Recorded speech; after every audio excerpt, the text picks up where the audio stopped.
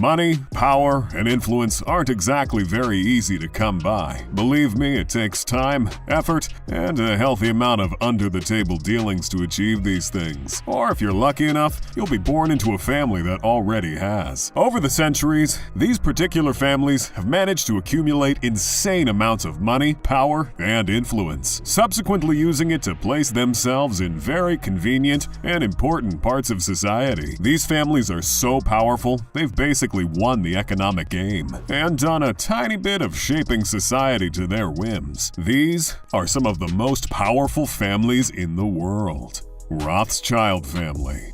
If you know anything about conspiracy theories, then you've certainly heard about the Rothschilds, from the wildest to the most plausible. One way or the other, the Rothschilds had something to do with it. I mean, if the first page of Google is to be believed, the Rothschilds have done everything from controlling every central bank in the world to even controlling the weather, with an insane combined net worth of $400 billion. Who are the Rothschilds really? Alien emissaries, or just some incredibly rich people? Well, what they are is an international banking and finance dynasty of German descent. They rose to international prominence in the early 18th century and subsequently established operations all across Europe. They were even elevated to nobility by the Austrian government. So yes, they are just incredibly wealthy. But you probably guessed that. The Rothschilds' historical rise to power started with Meyer Rothschild, whose keen talent for finance eventually led him to become a prominent member of the global banking industry and installed his 5 sons in the financial capitals of Europe. They successfully adapted to the Industrial Revolution during a rise in economic growth throughout Europe, landing themselves an oligopolistic position in the world trade of oil and metals. The Rothschilds were so powerful they could loan money to entire countries. Their clientele wasn't your everyday wealthy lord. Nope, they were out there loaning billions to entire governments. In 1825, they supplied enough coin to the Bank of England to avert a market liquidity crisis. They granted loans to France after its defeat by Prussia, and they granted a £4 million loan to the British government after just being asked a few hours prior. They were, simply put, just rolling in that money. These days, the family has taken a more low-key approach to being a financial superpower, while spending their wealth by donating vast quantities of art to charity and generally avoiding conspicuous displays of wealth, especially after their surrealist party back in the 70s that'll haunt my dreams forever. The Rothschild family are without a doubt extremely powerful, influential, and cloaked in mystery, hence all the conspiracy theories. But whether or not they are responsible for the assassination of JFK or are fighting against climate change is for the conspiracy theorists to decide. The Windsor family.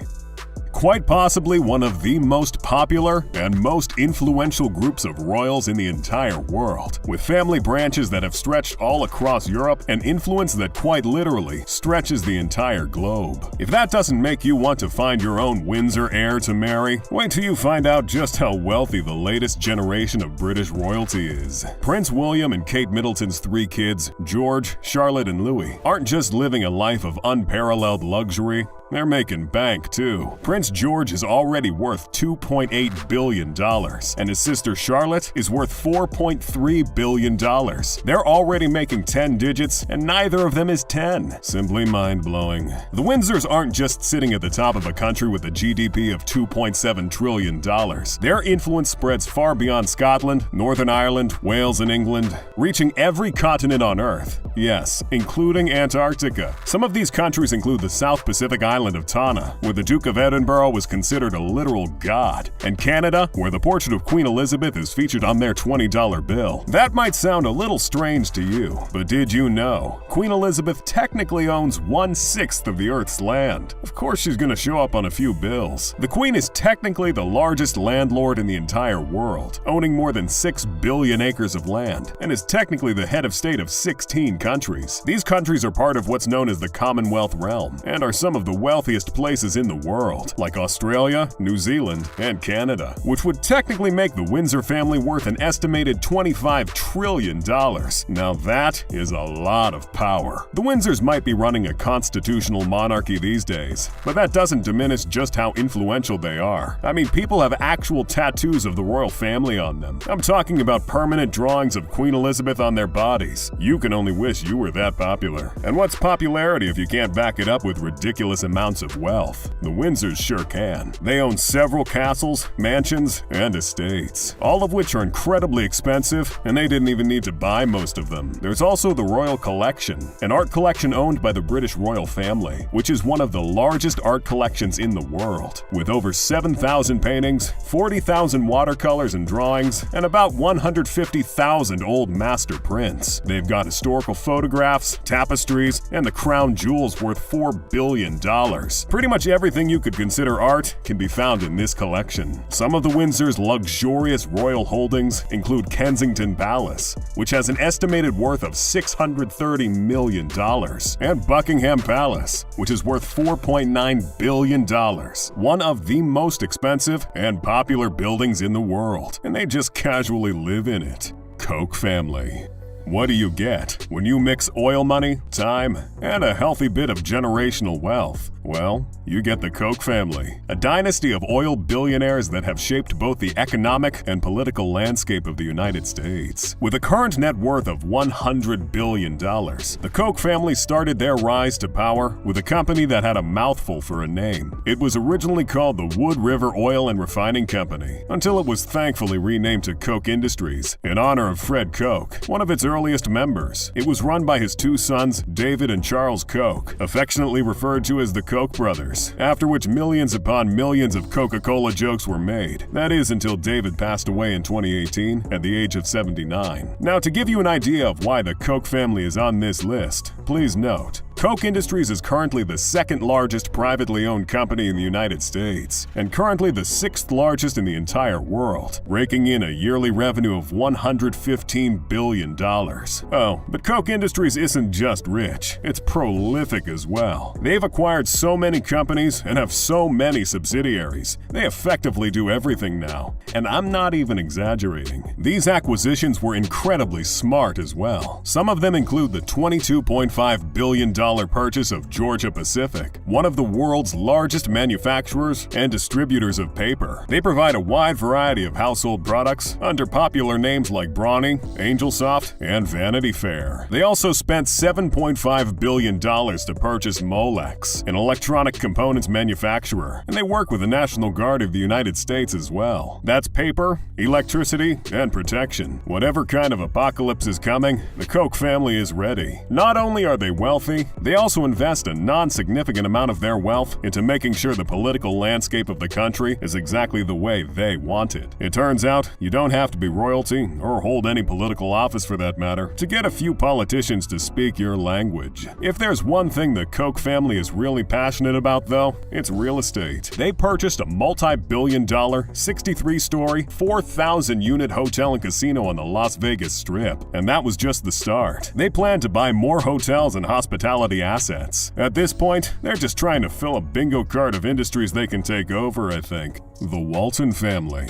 Here's a family so powerful, they have an insane net worth of $169.7 billion and own a corporation so massive, it has a net worth larger than some countries' GDP. Yet nobody really talks about them. You know what a Walmart is? I know what a Walmart is. We've all seen the memes. But did you know that there are approximately 10,500 Walmart stores in 24 countries worldwide, which employ about 2.2 million people? Well, I certainly didn't. Walmart was founded by Sam Walton in 1962. Over the years, it eventually grew into the world's largest company by revenue, earning over $540 billion, consequently turning the Waltons into the richest family in the United States. Let me tell you, Walmart is so powerful, its very existence in a community is enough to destroy whatever competition stands in its way. If a Walmart opens up in a small town, about half its retail trade will be gone in a few years, felled at the feet of this retail giant. Naturally, Walmart's customer size is frankly ridiculous. Thanks to its low prices and wide range of products, it appeals to virtually everybody and serves approximately 220 million customers every week. The Waltons have had more than one successful venture though. You don't get over $100 billion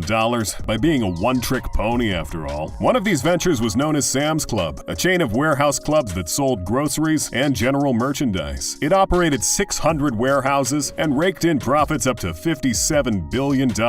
Even their charitable foundations are a hit. The Walton Family Foundation has managed to take on environmental issues and education, spending $1 billion on the latter. The Waltons have used their vast wealth to dabble in a bit of politics as well. The political leanings of the Waltons aren't exactly one note, though. Different heirs to the Walmart throne have paid large sums of money to different sides of the political aisle, trying their darndest to influence policies, like a really boring season of The West Wing. Morgan family.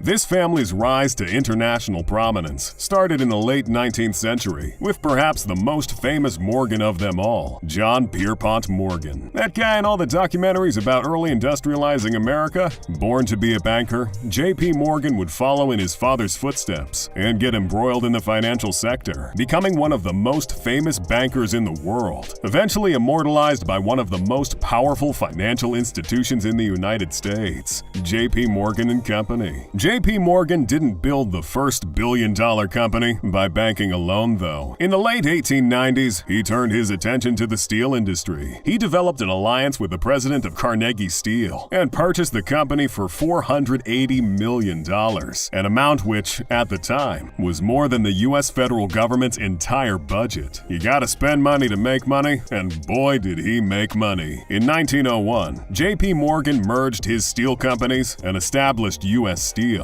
a company worth $1.4 billion, placing him not only at the top of the banking industry, but the railroad industry as well. He also controlled 60% of the steel industry too, for good measure. Not to mention the fact that he sat at the board of directors for 48 different companies. This obviously granted the Morgan family immense political and economic sway around the world. J.P. Morgan was part of several illustrious social clubs, where he would meet and rub shoulders with some of the most powerful men in society. He even founded his own club and called it the Metropolitan Club, which had powerful members in it, including the likes of fellow billionaire Cornelius Vanderbilt. Morgan managed to achieve such wealth and influence by being an incredibly savvy and honest businessman. And just kidding, he was the very definition of cutthroat. He bullied, outcompeted, or straight up bought out any competitors. After J.P. Morgan's death in 1913, he left behind what would eventually become the largest bank in the United States, with assets worth $3.7 trillion.